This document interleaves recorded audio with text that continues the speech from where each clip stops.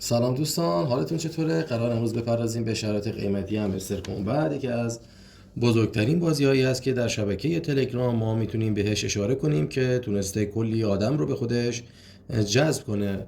دوستان، در همین ابتدای ویدیو به شما عرض میکنم که توکن واقعی همستر کمبت تو هیچ یک از صرافی‌ها لیست نشده، که فقط تو دو تا صرافی کوکوین و کوینچیکو، اونم به صورت پری مارکت هستش. که اگر بخوام در مورد پری مارکت به صورت خلاصه صحبت کنم، پری مارکت به عنوان یک روش حالت پیش خرید هستش که به معامله‌گرا اجازه میده توکن ها رو قبل لیست شدن معامله بکنن.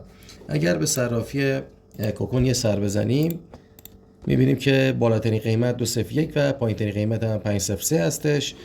و به صرافی کنچیکو هم یه سر بزنیم، میبینیم که به صورت 6 سنت در حال معامله است، که همین اختلاف قیمت مهر تاییدی است برای اینکه قیمت واقعی همستر نیست و مطمئنا قیمت واقعی همستر از این قیمت ها بالاتر هستش.